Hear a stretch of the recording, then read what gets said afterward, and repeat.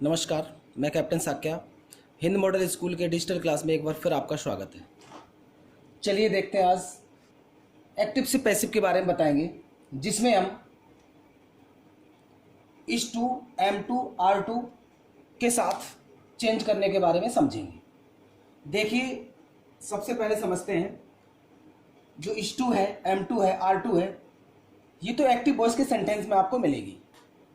और जब हमें पैसिव वॉइस में कन्वर्ट करना है तो आपको ये जो बी है ना, ये आपको प्लस करनी है पैसिव वॉइस के सेंटेंस में। कहने का मतलब इस टू बी, M2 भी, R2 भी, ये आपकी पैसिव वॉइस की हेल्पिंग वर्ब बन जाएगी।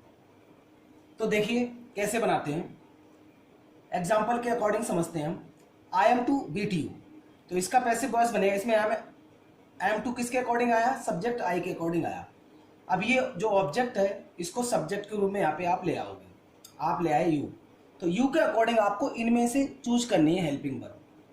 तो देखो R2 भी चूज की गई है, यू R2 भी बीटन बाय मी, सेंटेंस हमारा बन गया। अगला देखते हैं, she is to take tea, उसे चाय पीनी है, तो tea is to be taken by her. Is to क्यों आया? क्योंकि टी सिंगुलर है। अगला देखते हैं, बी R2 बाय बुक्स, हमें किताबें खरीदनी है, तो बुक्स ऑब्जेक्ट है, यहाँ पर सब्जेक्ट बन जाएगा, बुक्स R2 भी बॉट बाय अस। इस तरीके से मैंने आपको 3 सेंटेंसेस के माध्यम से समझाया। अब हम 1 to 6 देखेंगे।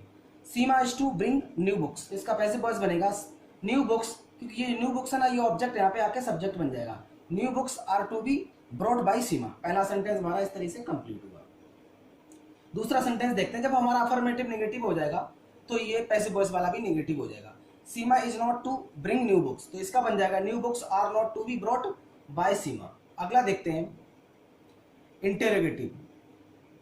इसमें क्या है? हेल्पिंग वर्ब पहले है, सब्जेक्ट के हिसाब से यहाँ पे इज आई है सीमा के हिसाब से, और पैसिव वॉइस में आपको न्यू बुक्स के हिसाब से लानी है।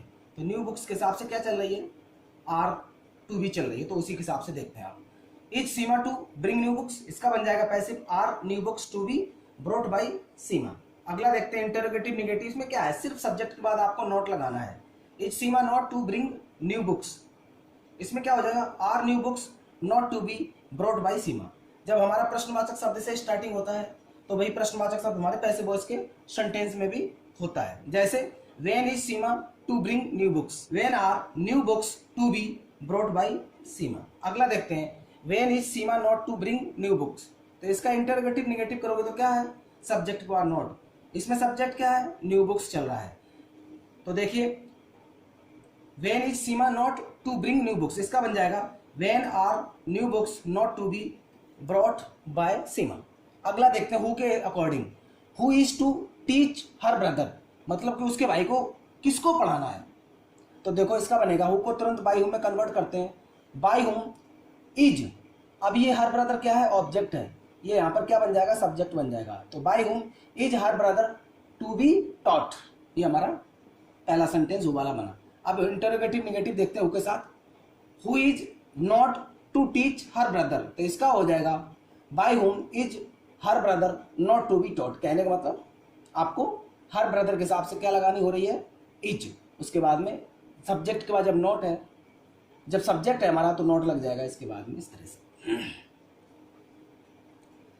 अब देखते हैं व्हाट वाला। What are you to cook today, आज तुम्हें क्या पकाना है। तो what is to be cooked by you today.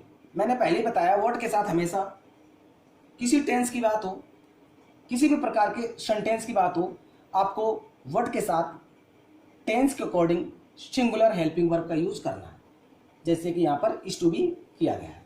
अगला देखो, what are you not to cook today, आज तुम्हें क्या नहीं पकाना है। तो what is not to be cooked by you today, इस तरह से ये बन गया पैसिव।